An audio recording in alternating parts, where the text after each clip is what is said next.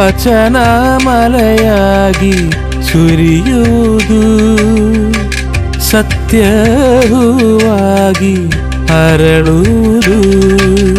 ಸತ್ಯ ಸತ್ಯವೇ, ಸತ್ಯ ಸತ್ಯವೇ, ಸತ್ಯ ಸತ್ಯವೇ. ದೇವರ ಪರಿಶುದ್ಧವಾದ ನಾಮಕ್ಕೆ ಸ್ತೋತ್ರವಾಗಲಿ. ಅಗಾಪೆ ಗಾಸ್ಪೆಲ್ ಮಿನಿಸ್ಟ್ರೀಸ್ನ ಸತ್ಯಂ ಸತ್ಯವೇ ಅನ್ನುವಂಥ ಈ ಸುವಾರ್ಥ ಸಂದೇಶಕ್ಕೆ ಕ್ರಿಸ್ತನ ಪ್ರೀತಿಯಲ್ಲಿ ನಿಮ್ಮೆಲ್ಲರನ್ನ ನಾನು ಸ್ವಾಗತಿಸುತ್ತೇನೆ. ಸತ್ಯ ಸತ್ಯವೇ, ಸತ್ಯ ಸತ್ಯವೇ. ಪ್ರೇಕ್ಷಕರಿಗೆ ಕ್ರಿಸ್ತನ ನಾಮದಲ್ಲಿ ವಂದನೆಗಳು. ಪ್ರಿಯರೇ, ಯೇಸು ಇವತ್ತಿನ ಕಾಲಕ್ಕೆ ಬೇಕಾ ಅನ್ನೋ ಪ್ರಶ್ನೆ ಇವತ್ತಿನ ಅನೇಕರು ಚಿಂತೆ ಮಾಡ್ತಾರೆ. ಏನು ಸರ್, ಪಾಪ, ಪರಲೋಕ, ನರಕ, ದೇವರು, ಯೇಸು ಇವರೆಲ್ಲ ನಮ್ಮ ಈ ನವಯುಗ ಅಥವಾ ನಾವೇನಂತೀವಿ ಈ ಒಂದು ವಿಜ್ಞಾನವನ್ನು ತುಂಬ ಬೆಳೆದು, ಅಂದರೆ ಎಷ್ಟು ಬೆಳೆದಿದ್ದೀವಿ ಅಂದರೆ ಇವತ್ತು ನಾವು ಇನ್ನೇನೋ ಚಂದ್ರನಲ್ಲಿ ಇದ್ದು ಅಲ್ಲಿ ಬೇಕಾದರೆ ವಾಸ ಮಾಡುವಂಥ ಒಂದು ಅನುಕೂಲವನ್ನು ತಂದುಕೊಳ್ಳುವಂಥ ರೀತಿಯಲ್ಲಿ ಬೆಳೆದಿದ್ದೀವಲ್ಲ ಸರ್, ನಮಗೆ ಈ ದೇವರು ಇವೆಲ್ಲ ಬೇಕಾ? ಸೊ ಹಾಗಾಗಿ ಕ್ರೈಸ್ತರನ್ನ ಕೇಳೋ ಪ್ರಶ್ನೆ, ಯೇಸು ಅಂತ ನೀವು ಎಷ್ಟ್ರೀ ಬಾಯಿ ಬಡಿತೀರಾ, ಯಾಕ್ರಿ ಬೇಕು ಯೇಸು ಅಂತ ಹೇಳಿ ಕೇಳ್ಬೋದು. ಹಾಗಾದರೆ ನಾನು ಈ ಪ್ರಶ್ನೆಗೆ ಉತ್ತರ ಹೇಳೋದಕ್ಕೆ ಇವತ್ತು ನಿಮ್ಮ ಮುಂದೆ ನಾನು ಪ್ರಸ್ತುತವಾಗಿದ್ದೀನಿ. ಯೇಸು ಇವತ್ತಿನ ಕಾಲಕ್ಕೆ ಆತನು ಸರಿಯಾಗಿ ಆತನು ಪ್ರಸ್ತುತನಾಗಿದ್ದಾನ ಅಥವಾ ರೆಲೆವೆಂಟ್ ಎಂಬುದಾಗಿ ನಾವು ಕೇಳಬಹುದು. ಯೇಸು ಈ ಒಂದು ಕಾಲಕ್ಕೆ ರೆಲೆವೆಂಟಾ ಎಂಬುದಾಗಿ ಕೇಳೋದಾದರೆ ಅದಕ್ಕೆ ಮೊದಲನೇದಾಗಿ ನಾನು ಕೊಡಲಿಕ್ಕಿರುವಂಥ ಉತ್ತರ, ಯಾಕೆ ಬೇಕು ಯೇಸು ಅಂತ ಹೇಳುವಾಗ ಇವತ್ತಿನ ಕಾಲಕ್ಕೆ ಯಾಕೆ ಬೇಕು ಅಂತ ಹೇಳಿದ್ರೆ, ಮೊದಲನೇ ಕಾರಣ ಮನುಷ್ಯನಲ್ಲಿ ಇರುವಂಥ ಒಂದು ಆಂತರಿಕವಾದಂಥ ಬರಿದು ಅಥವಾ ಆಂತರಿಕವಾದಂಥ ಶೂನ್ಯತೆ ಮನುಷ್ಯನಲ್ಲಿ ಇದೆ. ಮನುಷ್ಯ ಹೊರಗಿನ ವಸ್ತುಗಳಲ್ಲಿ ಸಂತೋಷ ಪಡಬೇಕು ಎಂಬುದಾಗಿ ತನ್ನ ಜೀವಿತದಲ್ಲಿ ಓದನ್ನು ಶೇಖರಣೆ ಮಾಡಿಕೊಳ್ತಾನೆ. ಅನಂತರ ಕೆಲಸಕ್ಕೆ ಹೋಗಿ ಕೆಲಸದಲ್ಲಿ ಸಂಬಳವನ್ನು, ಆದಾಯವನ್ನು, ಆಸ್ತಿಯನ್ನು, ಒಂದಷ್ಟು ಸಂಬಂಧಗಳನ್ನು ಆತನು ಗಳಿಸ್ತಾನೆ. ಅದಾದಮೇಲೆ ನಾವು ನೋಡ್ತೀವಿ ಒಂದಷ್ಟು ಆಸ್ತಿಗಳನ್ನು ಕೂಡ ಆತನು ಮಾಡ್ತಾನೆ.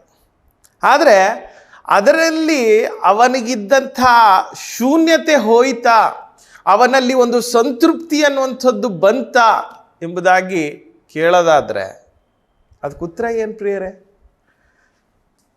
ಇಲ್ಲ ಅನ್ನುವಂಥದ್ದೇ ಉತ್ತರ. ಈ ಶೂನ್ಯತೆ ನಮ್ಮಲ್ಲಿ ಇದೆಯಾ ಅನ್ನುವಂಥದ್ದನ್ನು ನೀವೊಮ್ಮೆ ಪರೀಕ್ಷೆ ಮಾಡಿಕೊಳ್ಳ್ರಿ. ಇವತ್ತಿನ ಕಾಲದಲ್ಲಿ ಈ ಶೂನ್ಯತೆ ಅನ್ನುವಂಥದ್ದು ನಿಜವಾಗ್ಲೂ ನಾವು ಕಾಣಲಿಕ್ಕೆ ಸಾಧ್ಯ ಇದೆ. ಮನುಷ್ಯನು ತಾನು ತೃಪ್ತನಾಗಿದ್ದೀನಿ ಎಂಬುದಾಗಿ ಹೇಳಲಿಕ್ಕೆ ಸಾಧ್ಯ ಇಲ್ಲ. ನನ್ನ ಜೀವನ ತೃಪ್ತಿಕರವಾಗಿದೆ ಎಂಬುದಾಗಿ ಯಾರು ಹೇಳಲಿಕ್ಕೆ ಸಾಧ್ಯ ಇದೆ? ಹಾಗಿದ್ದ ಮೇಲೆ ಈ ಜೀವನಕ್ಕೆ ತೃಪ್ತಿ ತರೋದಕ್ಕಾಗಿಯೇ ಯೇಸು ಒಂದು ಮಾತನ್ನು ಹೇಳಿದ್ರು. ಏನು ಹೇಳಿದ್ರು? ಯೋಹಾನ 6:35. ಯೋಹಾನ 6:35 ಯೇಸು ಹೇಳ್ತಾರೆ ಹೀಗೆ, ನನ್ನ ಬಳಿಗೆ ಬರುವವನಿಗೆ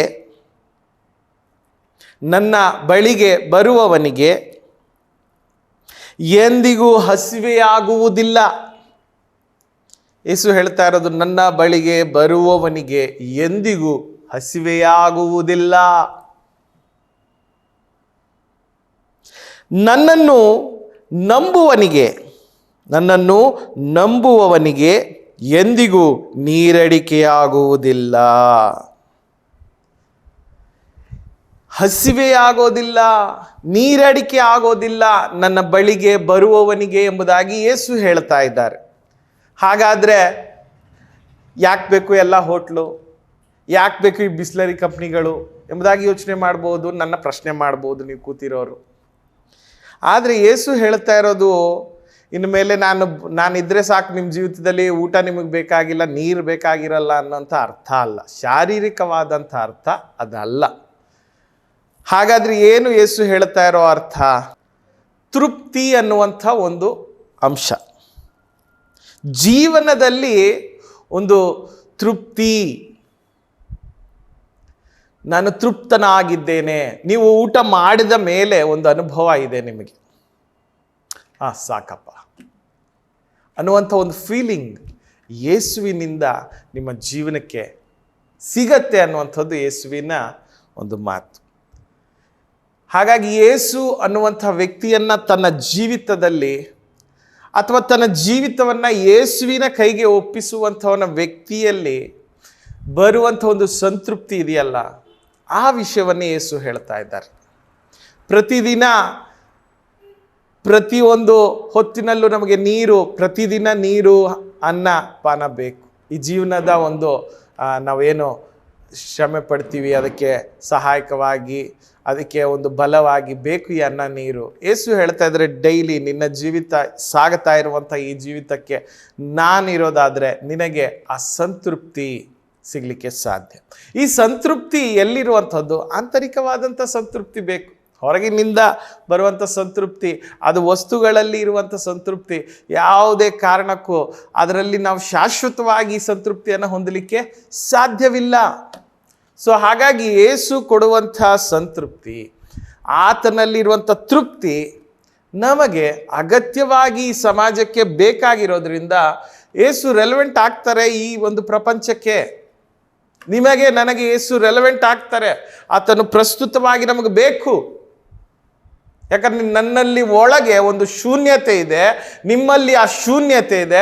ಅದನ್ನು ತುಂಬಿಸೋದಕ್ಕೆ ಯೇಸು ಒಂದು ಆಹ್ವಾನ ಕೊಟ್ಟು ಹೇಳ್ತಾ ಇದ್ದಾನೆ, ನೀರಡಿಕೆ ಆಗ್ತಾ ಇದೆಯಾ, ನಿಮಗೆ ಆ ಹಸಿವೆ ಆಗ್ತಾ ಇದೆಯಾ, ನಾನು ಲಭ್ಯ ಇದ್ದೀನಿ. So that's the reason. ಮೊದಲನೇ ಕಾರಣ ಅದಾಗಿದೆ. ಎರಡನೇ ಕಾರಣ, ಅನೇಕರ ಜೀವಿತದಲ್ಲಿ, ನಮ್ಮ ಇವತ್ತಿನ ಕಾಲಮಾನದ ಜೀವಿತದಲ್ಲಿ ನಾವು ನೋಡ್ತೇವೆ, ನಿರ್ದಿಷ್ಟವಾದಂಥ ಅಥವಾ ಜೀವನದ ಉದ್ದೇಶವನ್ನ ಕಳ್ಕೊಂಡಿರುವಂಥ ಒಂದು ಬದುಕು ಅನೇಕರು ನಾವು ಬದುಕ್ತಾ ಇದ್ದೀವಿ. ಒಂದು ಗುರಿಯ ಕಡೆಗೆ ಸಾಗುವಂಥ ಪ್ರಯಾಣ ಅಲ್ಲ ಆಗ್ತಾ ಇರೋದು. ಅನೇಕ ಸಾಲಿ ಕೆಲವರು ಯೋಚನೆ ಮಾಡೋದು ಹೀಗೆ ಯೋಚನೆ ಮಾಡಿರ್ಬೋದು, ಏನು ಬೆಳಗ್ಗೆ ಏಳ್ತೀವಿ, ಎದ್ದ ಮೇಲೆ ನಮ್ಮ ದಿನದ ನಿತ್ಯ ಕರ್ಮಗಳನ್ನು ಮುಗಿಸಿ ಮನೇಲಿ ಮಾಡಿದ ತಿಂಡಿಯನ್ನು ತಿಂತೀವಿ, ಶಾಲೆಗೆ ಹೋಗೋರು ಶಾಲೆಗೆ ಹೋಗ್ತೀವಿ, ಕೆಲ್ಸಕ್ಕೆ ಹೋಗೋರು ಕೆಲ್ಸಕ್ಕೆ ಹೋಗ್ತಾರೆ, ಮನೇಲಿರೋರು ಮನೇಲಿರ್ತಾರೆ, ಟಿ ವಿ ನೋಡೋರು ಟಿ ವಿ ನೋಡ್ತಾರೆ, ಇನ್ನು ಆಟೋಟಗಳ ಮಾಡುವಂಥವ್ರು ಮಾಡ್ತಾರೆ. ಮತ್ತೆ ಮಧ್ಯಾಹ್ನದ ಊಟ ಮಾಡ್ತೀವಿ, ಒಂದು ಸ್ವಲ್ಪ ಹೊತ್ತು ನಿದ್ದೆ ಮಾಡ್ತೀವಿ. ಸಾಯಂಕಾಲ ಈಗ ಈ ಸ್ನೇಹಿತರ ಜೊತೆನೋ ಕುಟುಂಬದ ಜೊತೆನೋ ಆಚೆ ಹೋಗಿ ಇನ್ನೂ ಒಂದಷ್ಟು ತಿಂಡಿಗಳನ್ನು ತಿಂತೀವಿ. ತಿರ್ಗಾ ಒಂದು ಸ್ವಲ್ಪ ತಿರ್ಗಾಡಿ ಮತ್ತೆ ಬಂದು ಕೆಲಸ ಇದ್ದರೆ ಕೆಲಸ ಮಾಡ್ತೀವಿ, ಮಲ್ಕೊಳ್ಳೋದಾದ್ರೆ ಮಲ್ಕೊಳ್ತೀವಿ, ಮತ್ತೆ ನೈಟ್ ಊಟ ಮಾಡ್ತೀವಿ, ಮತ್ತೆ ಮಲ್ಕೊಬಿಡ್ತೀವಿ. ಇದೇ ಡೈಲಿ ರುಟೀನು ನಾವು ಮಾಡ್ತಾ ಇರೋದು. ಹಾಗಾದರೆ ಇದೇನಾ ಜೀವನ? ಇದರ ಉದ್ದೇಶ ಏನು ಈ ಜೀವನದ್ದು ಅಂತ ಹೇಳಿ ಅನೇಕರಿಗೆ ಪ್ರಶ್ನೆ ಉಂಟಾಗಬಹುದು. ಸೊ ದನಗಳಿಗೂ ನಮ್ಗಳಿಗೂ ಮನುಷ್ಯನಲ್ಲಿ ಉದ್ದೇಶ ಇಲ್ಲದೇನೆ ಬದುಕನ್ನು ಸಾಗಿಸ್ತಾ ಇರೋದನ್ನು ನಾವು ನೋಡ್ತೇವೆ. ಆದರೆ ಈ ಉದ್ದೇಶ ಇಲ್ಲದೆ ಇರುವಂಥ ಜನತೆಗೆ ದೇವರಾದಂಥ ಯೇಸು ಹೇಳಿದಂಥ ಮಾತನ್ನು ಜ್ಞಾಪಕಕ್ಕೆ ತರ್ತೇನೆ. ಯೋಹಾನ 8:12. ಯೋಹಾನ 8:12. ಯೇಸು ತಿರುಗಿ ಅವರ ಸಂಗಡ ಮಾತನಾಡಲಾರಂಭಿಸಿ ನಾನೇ ಲೋಕಕ್ಕೆ ಬೆಳಕು, ನನ್ನನ್ನು ಅನುಸರಿಸುವವನು ಕತ್ತಲೆಯಲ್ಲಿ ನಡೆಯದೆ ಜೀವ ಕೊಡುವ ಬೆಳಕನ್ನು ಹೊಂದಿದವನಾಗಿರುವನು ಎಂದು ಹೇಳಿದನು. ನಾನೇ ಲೋಕಕ್ಕೆ, ಯೇಸು ಸ್ವಾಮಿ ಅಂದರು, ಜೀವನದ ಗುರಿ, ಒಬ್ಬ ವ್ಯಕ್ತಿ ಹಿಂಬಾಲಿಸಬೇಕಾದಂಥ ಒಂದು ಗುರಿ ಅದಿನ್ಯಾವುದೂ ಅಲ್ಲ, ಅದು ಯೇಸು ಎಂಬುದಾಗಿ ಯೇಸು ಹೇಳ್ತಾ ಬಂದರು. ಏನು ಈ ಜೀವಿತದ ಗುರಿ? ಯೇಸು ಹೇಳ್ತಾ ಇರುವಂಥದ್ದು, ಒಬ್ಬ ವ್ಯಕ್ತಿ ಈ ಕತ್ತಲೆಯಲ್ಲಿದ್ದಾನೆ. ಏನು ನನ್ನ ಬದುಕಿನ ಲಕ್ಷ್ಯ? ನಿಮ್ಮ ನನ್ನ ಬದುಕಿನ ಲಕ್ಷ್ಯ ಯೇಸು. ಏನ್ ಬ್ರದರ್, ಯೇಸುನೇ ಲಕ್ಷ್ಯ ಎಂಬುದಾಗಿ ಹೇಳ್ತೀರಾ? ಯೇಸು ಇಲ್ದೇನೆ ನಾವು ಬದುಕಕ್ಕಾಗೋದಿಲ್ಲ, ಯೇಸು ಇಲ್ಲದೆ ಏನು ನಾವು ಕತ್ಲೆಯಲ್ಲಿ ಇರ್ತೀವ? ಹೌದು, ಯೇಸು ಇಲ್ಲದೆ ಇರೋ ಜೀವನ ಅದು ಕತ್ಲೆಯಲ್ಲಿ ಇರುವಂತಹ ಜೀವನವೇ. ಹೌದು, ಯೇಸು ಇಲ್ಲದೆ ಇರುವಂತಹ ಜೀವಿತ ಅದು ಕತ್ತಲೆಯ ಜೀವಿತ. ಸತ್ತ ಮೇಲೆ ಎಲ್ಲಿಗೆ ಹೋಗ್ತೀಯಾ? ಸಾವೇ ಅಂತ್ಯವ? ಯಾಕೆ ಬದುಕಿರ್ಬೇಕು ಅನ್ಸಿಲ್ವಾ? ಅದಕ್ಕೆ ಉತ್ತರ ಇದೆಯಾ? ಹಾಗಾದ್ರೆ ಯೇಸು ಹೇಳಿದ್ರು, ಕತ್ತಲೆಯಲ್ಲಿ ಇರುವಂಥವನೇ, ನಿನಗೆ ನಾನೇ ಬೆಳಕಾಗಿದ್ದೀನಿ. ನೀನು ಆ ಕತ್ತಲೆಯನ್ನು ಬಿಟ್ಟು ನನ್ನನ್ನ ಹಿಂಬಾಲಿಸುವುದಾದರೆ ನೀನು ಬೆಳಕಿನಲ್ಲಿ ನಡೆಯುವಂಥವನಾಗ್ತಿ, ಬೆಳಕನ್ನು ಹೊಂದಿದವನಾಗ್ತಿ. ಸೊ ನಿನ್ನ ಜೀವಿತದ ಉದ್ದೇಶ ಯೇಸುವಾಗಿರ್ತೀಯ. ಕೊನೆಗೆ ಆ ಯೇಸುವಿನ ಸ್ವಾರೂಪ್ಯಕ್ಕೆ ಅನುರೂಪರಾಗಿ ಆ ಯೇಸುವನ್ನು ದರ್ಶಿಸುವಂಥ ಒಂದು ದಿನ ಬರ್ತದೆ. ಆತನಲ್ಲಿಯೇ ನಾನು ಹೇಳಿದ ಹಾಗೆ ಸಂತೃಪ್ತಿ ಮಾತ್ರ ಅಲ್ಲ, ಆತನಲ್ಲಿಯೇ ಒಂದು ಉದ್ದೇಶವನ್ನು ನಾವು ಕಂಡುಕೊಳ್ಳುವಂಥವರಾಗ್ತೇವೆ.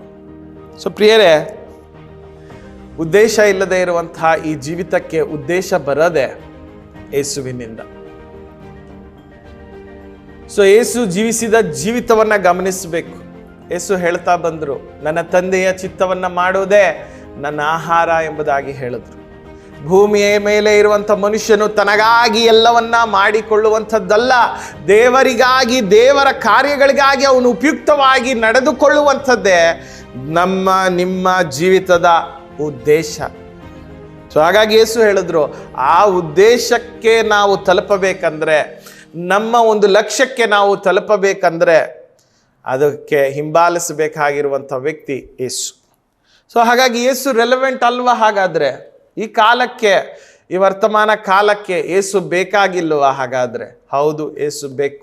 ದಿಕ್ಕಿಲ್ಲದೆ ಓಡ್ತಾ ಇರುವಂಥ ನನ್ನ ಸಹೋದರ ಸಹೋದರಿ, ನಿನ್ನ ಜೀವಿತದ ದಿಕ್ಕನ್ನೇ ಬದಲಾಯಿಸಲಿಕ್ಕೆ ಯೇಸುಗೆ ಮಾತ್ರ ನಿನ್ನ ಜೀವಿತ ಕೊಡೋದಾದರೆ ಅದು ಸಾಧ್ಯ ಆಗ್ತದೆ. ಸೊ ಹಾಗಾದರೆ ನಿನ್ನ ದೃಷ್ಟಿ ಯೇಸುವಿನ ಕಡೆಗೆ ಆಗಲಿ. ನಮ್ಮ ಜೀವಿತದ ಉದ್ದೇಶವೇ ಯೇಸು ಆಗಿದ್ದಾರೆ. ಯೇಸು ಮತ್ತೊಂದು ಕಾರಣವನ್ನು ಕೂಡ ಹೇಳ್ತಾರೆ, ಯಾಕೆ ಯೇಸು ಇವತ್ತಿನ ವರ್ತಮಾನಕ್ಕೆ ಬೇಕು ಎಂಬುದಾಗಿ ಮತ್ತೆ ನನ್ನ ಕೇಳೋದಾದರೆ ನಾನು ಹೇಳ್ತೀನಿ, ಮರಣದ ಭಯ ಮೂರನೇ ಕಾರಣ. ಯೇಸು ಬೇಕು ಅನ್ನೋದಕ್ಕೆ ಮರಣದ ಭಯ ಮೂರನೇ ಕಾರಣ. ಯೇಸು ಯೋಹಾನ 11:25-26 ಹೀಗೆ ಹೇಳಿದ್ದಾರೆ, ನಾನೇ ಪುನರುತ್ಥಾನವೂ ಜೀವವೂ ಆಗಿದ್ದೇನೆ. ನನ್ನನ್ನು ನಂಬುವವನು ಸತ್ತರೂ ಬದುಕುವನು, ಮತ್ತೆ ಬದುಕುತ್ತಾ ನನ್ನನ್ನು ನಂಬುವ ಪ್ರತಿಯೊಬ್ಬನು ಎಂದಿಗೂ ಸಾಯುವುದಿಲ್ಲ. ಮರಣದ ಭಯ. ನಾನು ಹೇಳ್ತಾ ಬಂದೆ, ಈ ಪ್ರಪಂಚದಲ್ಲಿ ಲಾಸ್ಟ್ ಟೈಮು ನಮ್ಮ ದೇಶದ ಪ್ರಧಾನಮಂತ್ರಿ,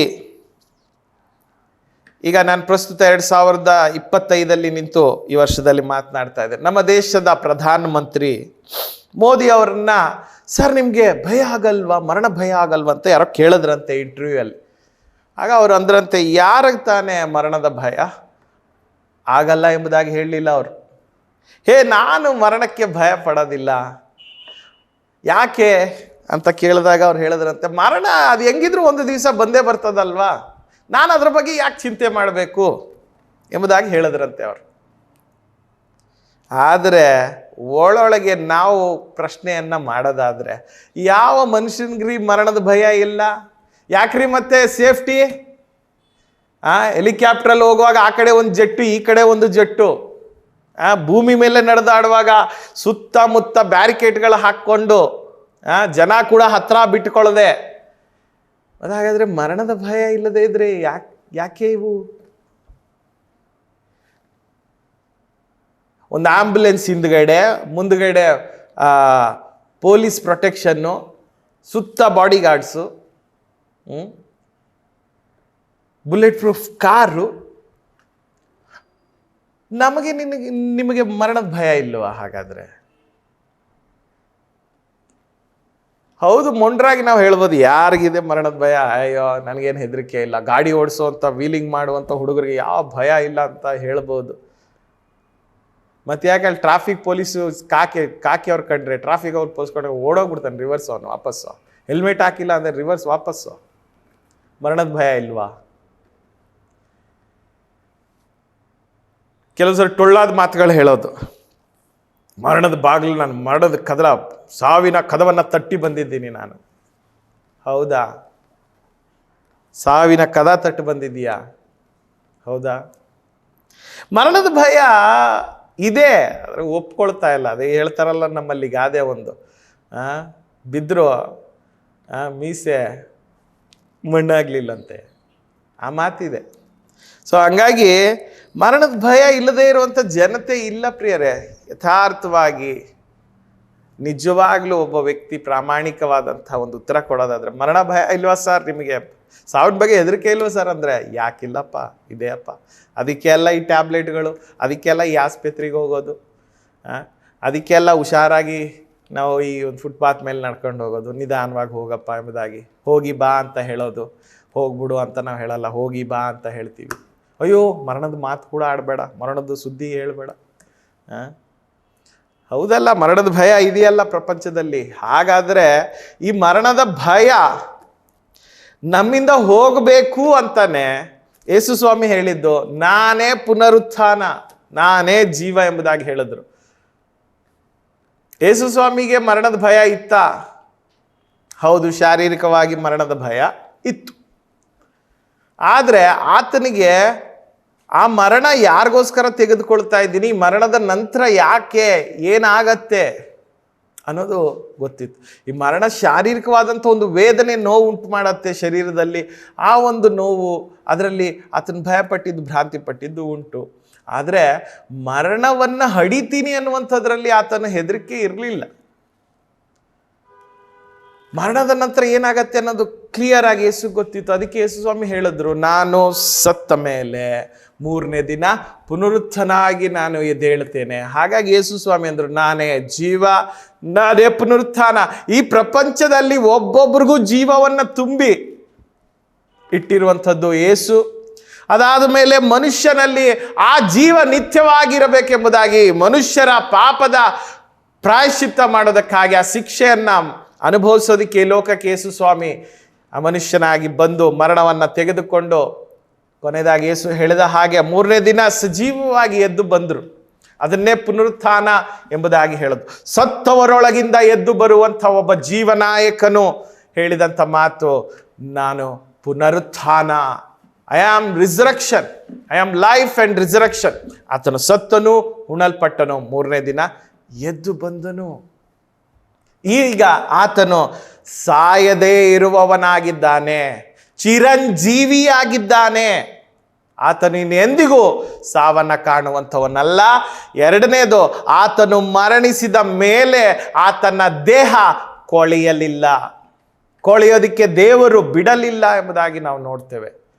ಸೊ ಹಾಗಾಗಿ ಆತನು ಮಹಿಮೆ ಶರೀರವನ್ನು ಧರಿಸಿಕೊಂಡು ಆತನು ಚಿರಂಜೀವಿಯಾಗಿ ಆತನಿರುವಂಥವನಾಗಿದ್ದಾನೆ. ಹಾಗಾದರೆ ಮರಣ ಭಯದಲ್ಲಿ ಇರುವಂಥ ನನಗೆ ಗೊತ್ತಾಗಬೇಕು, ನಿಮಗೆ ಗೊತ್ತಾಗಬೇಕು, ನಾನು ಸಾಯುವಂಥದ್ದು ನಿಶ್ಚಯ, ಖಚಿತತೆ ಇದೆ. ಆದರೆ ನಾನು ಮರಣದ ನಂತರ ನಾನು ಯೇಸುವಿನೊಂದಿಗೆ ನಿತ್ಯ ಜೀವಿಸುವವನಾಗಬೇಕಂದ್ರೆ ಈ ಜೀವಾಧಿಪತಿ ಇದಾನಲ್ಲ, ಈ ಚಿರಂಜೀವಿ ಇದಾನಲ್ಲ, ಅವನನ್ನು ನಾನು ನಂಬಬೇಕು, ನಾನು ಅಂಗೀಕರಿಸಿಕೊಳ್ಳಬೇಕು, ನನ್ನ ಜೀವಿತ ಆತನ ಕೈಗೆ ಕೊಡಬೇಕು. ಹಾಗಾದರೆ ಈ ಮರಣ ಭಯ ನಮ್ಮ ಪ್ರಪಂಚದಲ್ಲಿ ಇಲ್ಲ ಎಂಬುದಾಗಿ ಹೇಳಕ್ಕಾಗತ್ತ? ಇದೆಯಲ್ವಾ? ಹಾಗಾದರೆ ಈ ಮರಣ ಭಯದಿಂದ ಬಿಡಿಸ್ಲಿಕ್ಕೆ ಯೇಸುಗೂ ಮಾತ್ರ ಸಾಧ್ಯ ಇದೆ. ಹಾಗಾದರೆ ಯೇಸು ಬೇಕು. ಯೇಸು ಸ್ವಾಮಿನ ನಂಬಿದಂಥ ಒಬ್ಬ ಭಕ್ತನು ಹೀಗೆ ಹೇಳ್ತಾನೆ, 1ನೇ ಕೊರಿಂಥ 15ನೇ ಅಧ್ಯಾಯದ 55ನೇ ವಾಕ್ಯದಲ್ಲಿ ಹೇಳ್ತಾನೆ. 1ನೇ ಕೊರಿಂಥ 15ನೇ ಅಧ್ಯಾಯ ಅದರಲ್ಲಿನ 55ನೇ ವಾಕ್ಯದಲ್ಲಿ ಒಬ್ಬ ದೈವ ಭಕ್ತನಾದಂಥ ಪೌಲನು ಅನ್ನುವಂಥ ವ್ಯಕ್ತಿ ಹೀಗೆ ಹೇಳ್ತಾನೆ. ನಾನು ನಿಮಗೆ ಓದಿ ಕೇಳಿಸ್ತೇನೆ. ಆತನು ಯೇಸು ಸ್ವಾಮಿಯನ್ನು ನಂಬಿದಂಥ ವ್ಯಕ್ತಿ. ಆತನು ಹೇಳ್ತಾನೆ, ಏನು ಹೇಳ್ತಾನಂದ್ರೆ, ಮರಣವೇ ಮರಣವೇ ನಿನ್ನ ಜಯವೆಲ್ಲಿ? ಮರಣವೇ ನಿನ್ನ ವಿಷದ ಕೊಂಡಿ ಎಲ್ಲಿ? ಮರಣದ ಕೊಂಡಿ ಪಾಪವೇ ಮತ್ತು ಪಾಪದ ಬಲಕ್ಕೆ ಆಧಾರವು ಧರ್ಮಶಾಸ್ತ್ರವೇ. ಆದರೆ ದೇವರು ನಮ್ಮ ಕರ್ತನಾದ ಯೇಸು ಕ್ರಿಸ್ತನ ಮೂಲಕ ನಮಗೆ ಜಯವನ್ನು ಕೊಟ್ಟಿದ್ದಾನೆ. ಆತನಿಗೆ ಸ್ತೋತ್ರ, ಆತನಿಗೆ ಸ್ತೋತ್ರ. ಸೊ ಮರಣದ ಭಯದಲ್ಲಿ ಇರುವಂಥ ನಮ್ಮೆಲ್ಲರಿಗೂ ಯೇಸು ರೆಲೆವೆಂಟ್, ಆತನು ಬೇಕು. ಯಾಕಂದ್ರೆ ಆ ಮರಣದ ಮೇಲೆ, ಆ ಮರಣ ಆದ ಮೇಲೆ ನಾವು ಮರಣವೇ ನನ್ನನ್ನು ಯಾಕೆ ನಿನ್ನ ಕೈಲಿ ಹಿಡಿಯಕ್ಕಾಗ್ಲಿಲ್ಲ, ನನ್ನ ಪುನರುತ್ಥಾನ ಎಂಬುದಾಗಿ ಹೇಳುವಂಥ ಒಂದು ದಿನ ಇದೆ. ಅದಕ್ಕೆ ಸಾಧ್ಯ ಆಗೋದೆ ಯೇಸುವಿನ ನಂಬಿದಂಥ ಮಕ್ಕಳಿಗೆ. ಸೊ ಹಾಗಾಗಿ ಮರಣದ ನಂತರ ಜಯವನ್ನ, ಒಂದು ವಿಕ್ಟ್ರಿ ಸ್ಲೋಗನ್ ಹೇಳಬೇಕಂದ್ರೆ ಯೇಸು ರೆಲೆವೆಂಟ್ ಈ ಪ್ರಪಂಚಕ್ಕೆ. ನೀನು ಯೋಚನೆ ಮಾಡು, ಮರಣದ ನಂತರ ನಿನ್ನ ಮುಂದೆ ಏನಿದೆ? ಯೇಸು ನಿನ್ನ ಜೀವಿತದಲ್ಲಿ ಈಗ ಇದ್ದಾನೆ ಅಂತ ಹೇಳಿದ್ರೆ ಮರಣದ ಬಗ್ಗೆ ನೀನು ಆಶ್ಚರ್ಯ ಪಡಬೇಕಾಗಿಲ್ಲ. ಏನು ಈ ಮರಣ ಭೂಮಿ ಮೇಲೆ ಸಂಭವಿಸ್ತದೆ ಅದು ಒಂದು ನೆರಳು ಮಾತ್ರ ಅಷ್ಟೇ.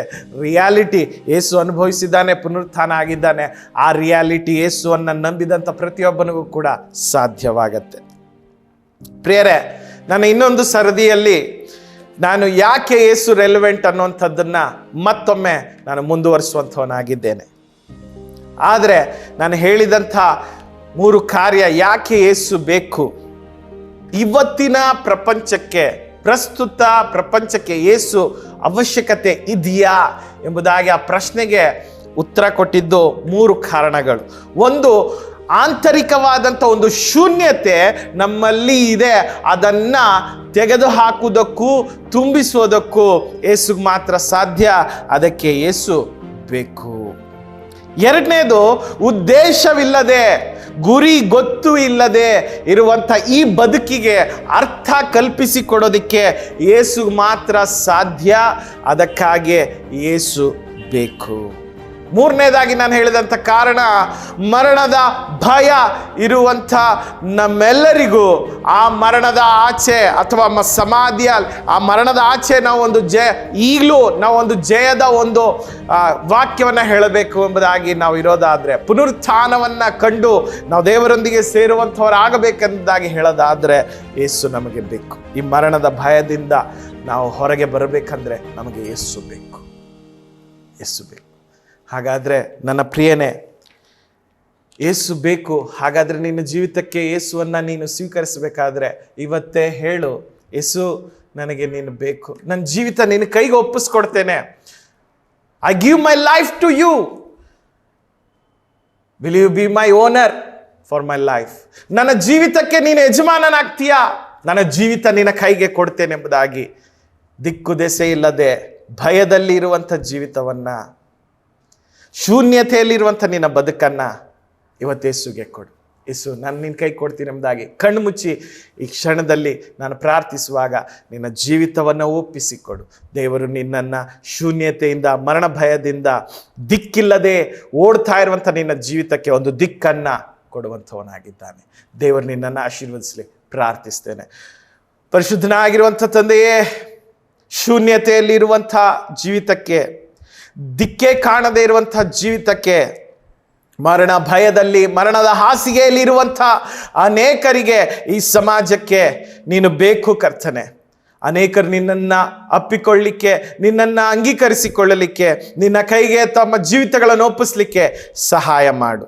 ಈ ಸಂದೇಶ ಕೇಳಿದವರ ಹೃದಯದಲ್ಲಿ ಪವಿತ್ರ ಆತ್ಮನ ಕ್ರಿಯೆ ನಡೀಲಿ ಎಂಬುದಾಗಿ ಎಲ್ಲರನ್ನು ಒಪ್ಪಿಸಿ, ನಮ್ಮ ನಾಯಕನು, ಯಜಮಾನನು, ಪುನರುತ್ಥಾನವು ಜೀವವಾಗಿರುವಂಥ ಯೇಸುವಿನ ನಾಮದಲ್ಲಿ ಬೇಡುತ್ತೇನೆ ತಂದೆಯೇ, ಆಮೇನ್. ದೇವರು ನಿಮ್ಮನ್ನು ಆಶೀರ್ವದಿಸಲಿ.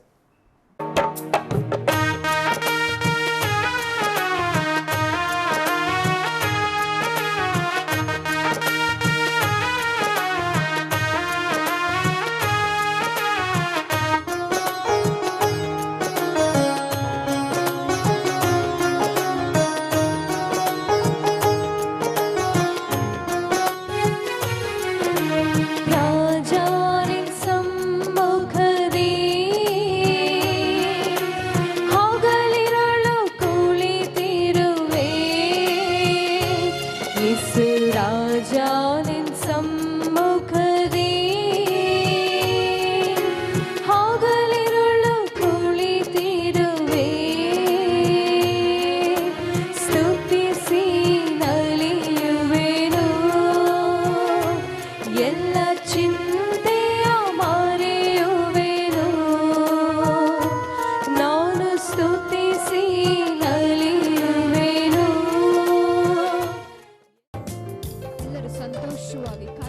ಈ ಪ್ರೋಗ್ರಾಂ ನಿಮಗೆ ಆಶೀರ್ವಾದವಾಗಿದೆ ಎಂದು ನಾವು ನಂಬುತ್ತೇವೆ. ನಿಮಗೇನಾದರೂ ಅಭಿಪ್ರಾಯಗಳು, ಪ್ರಾರ್ಥನಾ ಮನವಿಗಳು ಇರೋದಾದರೆ ನಿಮ್ಮ ಸಂಕೋಚವಿಲ್ಲದೆ ನೀವು ಕಾಲ್ ಮಾಡಿ, ನಾವು ನಿಮಗೋಸ್ಕರವಾಗಿ ಖಂಡಿತವಾಗಿ ನಾವು ಪ್ರಾರ್ಥಿಸುತ್ತೇವೆ. ನೀವು ನಮ್ಮನ್ನು ಭೇಟಿ ಮಾಡಬೇಕಾದಂಥ ವಿಳಾಸ ಸತ್ಯಂ ಸತ್ಯವೇ, ಅಗಾಪೆ ಗಾಸ್ಪಲ್ ಮಿನಿಸ್ಟ್ರೀಸ್, ಮತ್ತಿಕೆರೆ, ಬೆಂಗಳೂರು 54. ಈ ಅಡ್ರೆಸ್ನಲ್ಲಿ ನೀವು ನಮ್ಮನ್ನು ಭೇಟಿ ಮಾಡಬಹುದು.